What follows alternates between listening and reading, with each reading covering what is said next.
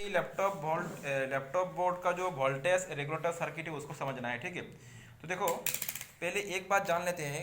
किसी भी laptop board में उसका वोल्टेज सोर्स दो होगा। कोई भी लैपटॉप, सिंपल बात है। एक तो उसका बैटरी, दूसरा क्या हो गया, एडेप्टर। ठीक है, तो एडेप्टर या बैटरी कोई भी ले लो, अल्टीमेटली किसी एक से तो वोल्टेज आएगा। तो हम लोग यहाँ पे जो एक्चुअली कॉमनली क्या होता है, जो एडेप्टर से जो वोल्टेज आता है वो कितना होता है, 19 वोल्ट का होता है। क्लियर ना। तो वोल्टेज सोर्स दो हो गया, एडेप्टर या तो बैटरी। तो हम लोग यहाँ पे जो वोल्टेज एडेप्टर से आ रहा है वो हो गया 19 वोल्ट, और बैटरी से तुम्हारा थोड़ा कम आएगा। ठीक है, 14 पॉइंट समथिंग का आएगा। तो यहाँ पे अभी हम लोग एवरेज के हिसाब से ले लेते हैं 19 वोल्ट। तो लैपटॉप बोर्ड को कितना वोल्ट मिल रहा है, 19 वोल्ट। कोई भी लैपटॉप बोर्ड ले लो, उसको सोर्स वोल्ट कहाँ से मिल रहा है, एडेप्टर या तो बैटरी से, और मैंने एवरेज में कितना ले लिया, 19 वोल्ट। ठीक है ना, क्लियर हो गया। अभी ये जो लैपटॉप बोर्ड है इसमें बहुत सारा कंपोनेंट्स है, पार्ट्स है, बहुत सारा आईसीज वगैरह है, बहुत सारा सेक्शंस है। जैसे इसका हार्ड डिस्क, इसमें हार्ड डिस्क आएगा, रैम आएगा, प्रोसेसर आएगा। ठीक है, अलग अलग यूएसबी में अलग अलग डिवाइसेस यहाँ पे कनेक्ट किया जाएगा, अलग अलग यहाँ पे आईसीज वगैरह है।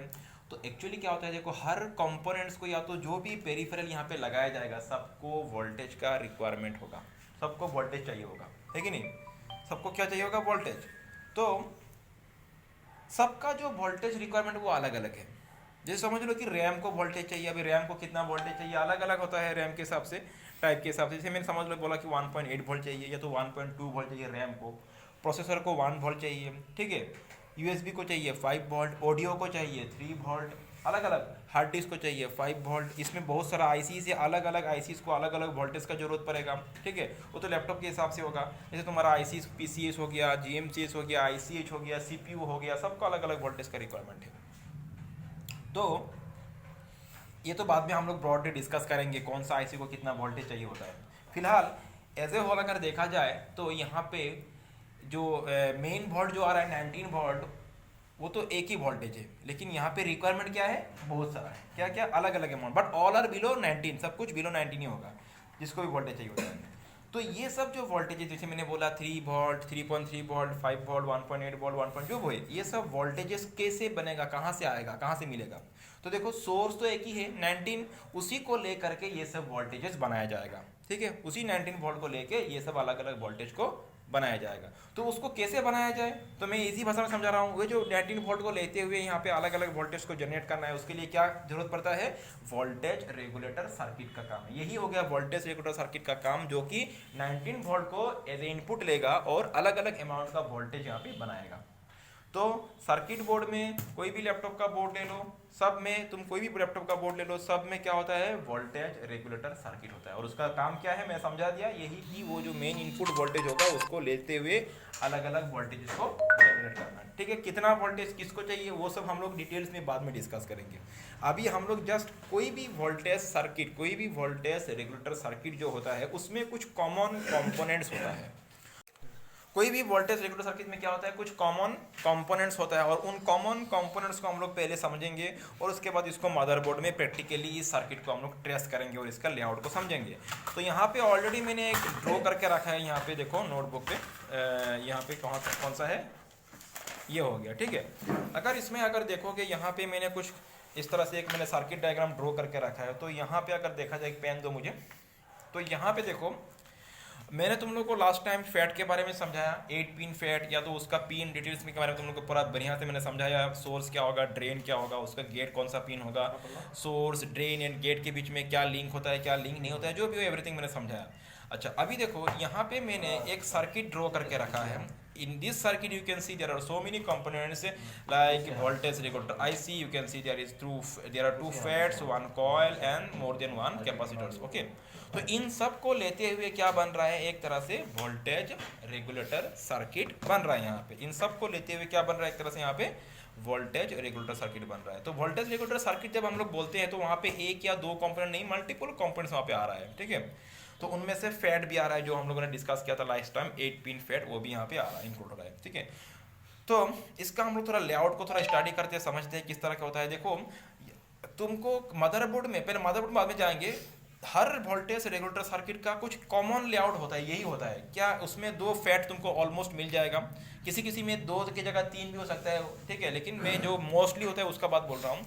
तो mostly will get two FETs in a voltage regulator circuit for one supply, एक सप्लाई के लिए। वन सप्लाई मीन्स यहाँ से जो आउटपुट आ रहा है, यहाँ से जो भी आउटपुट आएगा वो एक सप्लाई बोला जाएगा। समझ लो यहाँ से एक ही तुम आउटपुट ले लो, समझ लो 3.3 वोल्ट का आउटपुट, एज्यूम कर लो कि कितना यहाँ आ रहा है, यहाँ से 3.3 वोल्ट का आउटपुट आ रहा है। So this is for one supply, and for one supply in a voltage regulator circuit you will be able to see there are how many FETs, two FETs, one IC, दो FET होगा, one IC होगा, जिसको हम लोग बोलेंगे voltage regulator IC। इसको अलग अलग नाम से पुकारा जाता है, कोई इसको पावर IC बोलते हैं, ठीक है, तो तुम जो भी बोलो, तो मैं यहाँ पे इसको क्या बोल रहा हूँ, वोल्टेज रेगुलेटर IC बोल रहा हूँ। ये दो फैट मिलेगा और अकॉर्डिंगली दीज टू फैट, ये जो फैट होगा, दोनों फैट होगा, ये दोनों फैट के साथ एक कॉयल तुम्हारा जुड़ा हुआ रहेगा, जैसे यहाँ पे मैंने दिखा के रखा है, ये सिंबल है कॉयल का, यू कैन सी हियर, ठीक है ना।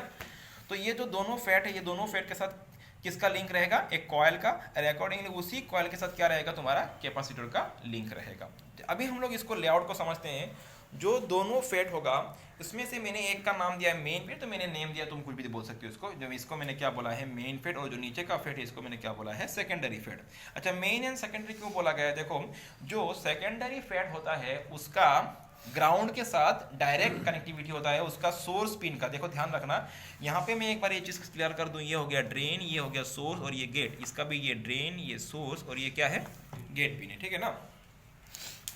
तो जो यहाँ पे सेकेंडरी फेट है, सेकेंडरी फेट का जो सोर्स पिन होगा वो हमेशा तुम ध्यान रखना ग्राउंड के साथ लिंक रहेगा, ठीक है।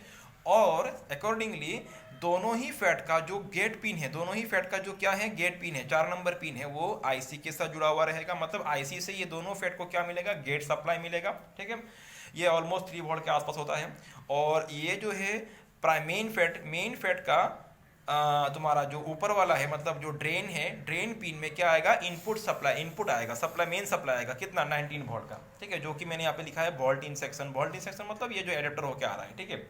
तो ये जो 19 वोल्ट मेन इनपुट वोल्टेज कहाँ पे आएगा, ये मेन फेट का, देखो ध्यान में रखना, मेन फेट का कहाँ पे आ रहा है, ड्रेन पे आ रहा है, ठीक है, मेन फेट का ड्रेन पे आ रहा है। अकॉर्डिंगली मेन फेट का सोर्स और सेकेंडरी फेट का ड्रेन, ये दोनों एक साथ कंबाइन होके कहा, इसके थ्रू क्या है हो रहा है, एक आउटपुट निकल रहा है जो कि कॉयल के थ्रू जा रहा है। देखो ये पे you can see the diagram में, देखो समझ में आ जाएगा। इसका सोर्स, मेन फेट का सोर्स और सेकेंडरी फेट का ड्रेन दोनों एक साथ जुड़ते हुए कहाँ पे, एक कॉयल के थ्रू ये आउटपुट निकल रहा है, ठीक है। तो ये एक हो गया कॉयल, ये कॉयल का सिंबल है, और यहाँ पे आउटपुट टैग में तुमको एक या मल्टीपल कैपेसिटर मिल सकता है, ठीक है क्या बात। तो हम लोगों ने लेआउट को समझ लिया यहाँ पे, और दोनों ही फेट का तो मैंने पहले ही बोल दिया, गेट पिन को सप्लाई कहाँ से मिलेगा, आईसी से मिलेगा। और वो जो main input voltage 19 volt input आ रहा था, वो अकॉर्डिंग जैसे तुम्हारा मेन फेट का ड्रेन में जा रहा था, वो रेगुलेटर आईसी का कहाँ पे भी, रेगुलेटर आईसी में भी वो मेन वोल्टेज 19 वोल्ट यहाँ पे जाएगा, क्योंकि इसको ऑपरेट करने के लिए इसको भी वोल्टेज का जरूरत पड़ेगा, और इसको वोल्टेज कहाँ से मिलेगा, यहाँ से मिलेगा, ठीक है ना। तो चलो अभी हम लोग मेन ये जो लेआउट अभी मैंने तुम लोग यहाँ पे दिखाया है, इसको थोड़ा हम लोग प्रैक्टिकली ट्रेस करके समझ लेते हैं। यहाँ पे जैसे मैंने दिखाया उसी चीज, उसी के हिसाब से हम लोग का लैपटॉप बोर्ड में है कि नहीं, इसको समझना है हम लोग को, ठीक है ना। तो थोड़ा यहाँ पे तो देखो, ये जो अभी ये थोड़ा देर पहले हम लोगों ने ये जो समझा था तुम लोग को, यहाँ पे इसी का हम लोग प्रैक्टिकल ट्रेस करके देखेंगे एज पर दिस डायग्राम के हिसाब से यहाँ पे है कि नहीं। तो मैंने यहाँ पे एक लैपटॉप बोर्ड ले लिया, ठीक है, और इस लैपटॉप बेड पे हम लोग यहाँ पे पहले तो ये देख लेते हैं जो जो कंपोनेंट मैंने तुम लोग यहाँ पे समझाया था अकॉर्डिंगली यहाँ पे है कि नहीं। देखो यहाँ पे रेगुलेटर आईसी, दो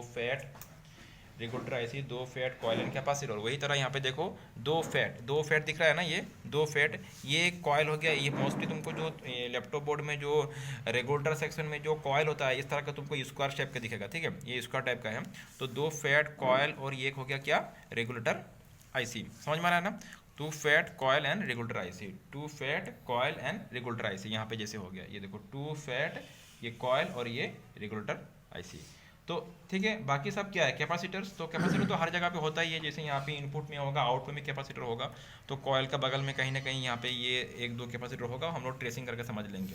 तो मतलब क्या है कि ये एक तरह से ये जो पूरा का पूरा हो गया, ये एक तरह से वोल्टेज रेगुलेटर सबको मिलाते हुए, ठीक है, सिर्फ एक या दो नहीं, सबको मिलाते हुए एक तरह से ये क्या बन गया, एक वोल्टेज रेगुलेटर सर्किट, जैसे मैंने यहाँ पे दिया है।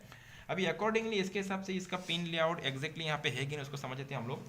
तो किसी किसी बोर्ड में हल्का सा थोड़ा इधर उधर हो सकता है, अगर दो की जगह तीन फेट हो गया तो थोड़ा हल्का सा चेंज हो सकता है पिन लेआउट में, लेकिन मोस्टली ये होता है। देखो तो सबसे इजी तरीका क्या है फाइंड आउट करने का, यहाँ पे हम लोग पिन को ट्रेस करेंगे। जैसे पहले ये देखो, दोनों फैट का कोई एक फैट क्या होगा, सेकेंडरी होगा, और एक फैट होगा मेन।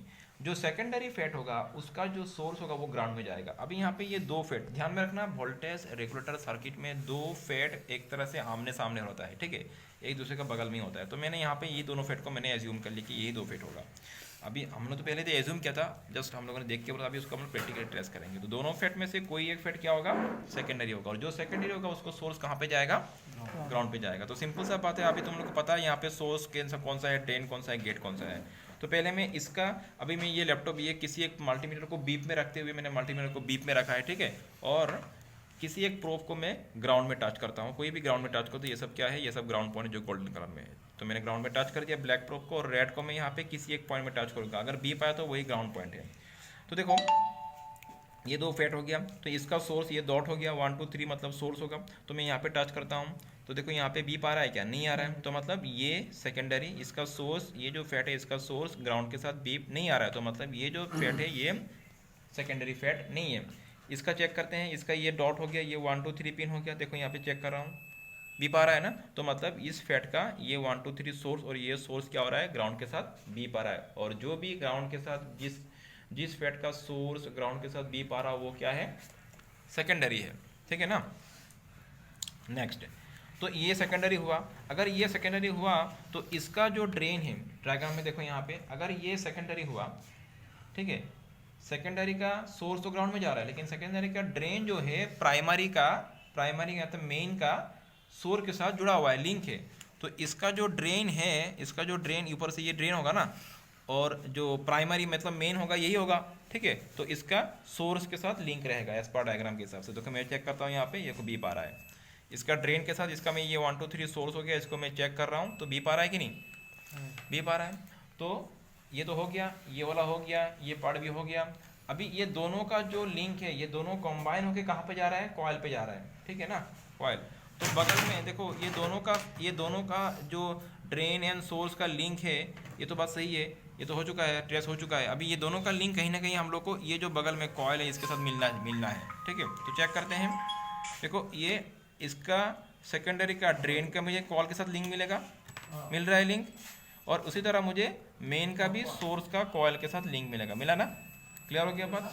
जैसे यहाँ पे देखो डायग्राम में देखो, अगर मैं यहाँ से इसको टच करूँ बीप आएगा ही नहीं आएगा, और यहाँ से टच करूँ तो भी बीप आएगा। तो बात वही हो रहा है, यहाँ पे इसका ड्रेन के साथ इसको टच कर रहा हूँ बीप आ रहा है, इसके साथ टच कर रहा हूँ, इसका सोर्स के साथ टच कर रहा हूँ बीप आ रहा है।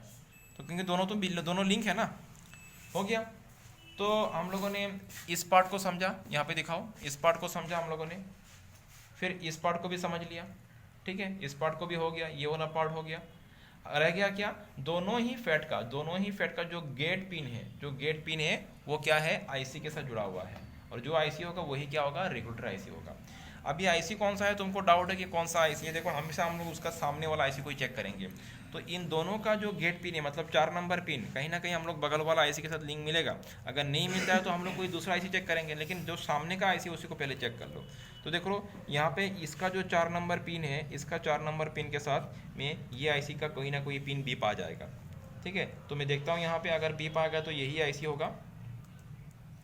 तो देखो ये बीप आ गया, तो मतलब ये 4 नंबर, इसका 4 नंबर पिन इस आईसी के साथ जुड़ा हुआ है, ठीक है, लाइक दिस।